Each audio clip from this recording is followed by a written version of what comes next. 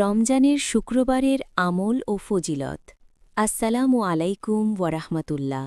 প্রিয় দর্শক, আপনাকে স্বাগত ইচ্ছে ঘুরি চ্যানেলে। রমজান মাস এমনিতেই রহমত, মাগফিরাত ও নাজাতের মাস। আর এই রমজানের মধ্যে যদি আসে শুক্রবার, তাহলে সেই দিনের ফজিলত আরও বেশি। আজ আমরা জানব রমজানের শুক্রবারে কোন কোন আমল করলে বেশি সওয়াব পাওয়া যায়। জুমার নামাজের জন্য প্রস্তুতি নেওয়া। জুমার দিনে গোসল করা, পরিষ্কার কাপড় পরা এবং সুগন্ধি ব্যবহার করা সুন্নত। তারপর সময়মতো মসজিদে গিয়ে জুমার নামাজ আদায় করা খুবই ফজিলতপূর্ণ। সূরা কাহফ তিলাওয়াত করা। জুমার দিনে সূরা কাহফ পড়ার অনেক ফজিলত রয়েছে। হাদিসে বলা হয়েছে, যে ব্যক্তি জুমার দিনে সূরা কাহফ তেলাওয়াত করে, তার জন্য এক জুমা থেকে আরেক জুমা পর্যন্ত নূর দান করা হয়। বেশি বেশি দরুদ শরীফ পড়া।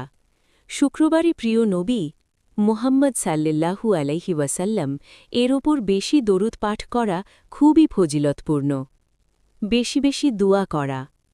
জুমার দিনে এমন একটি সময় আছে যখন আল্লাহ বান্দার দোয়া ফিরিয়ে দেন না, তাই এই দিনে মন খুলে আল্লাহর কাছে দোয়া করা উচিত।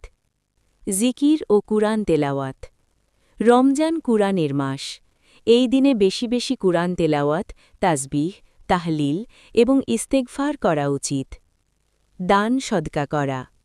গরিব দুঃখীদের সাহায্য করা এবং দান সাদকা করা এই দিনের একটি গুরুত্বপূর্ণ আমল।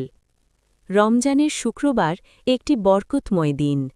এই দিনে যদি আমরা নামাজ, কুরআন, দোয়া ও ভালো কাজ বাড়িয়ে দিই, তাহলে আল্লাহ আমাদের গুনাহ মাফ করে দিতে পারেন এবং জীবনে বরকত দান করতে পারেন। ভিডিওটি ভালো লাগলে লাইক, কমেন্ট ও শেয়ার করুন।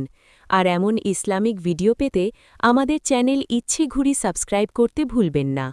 আল্লাহ হাফেজ।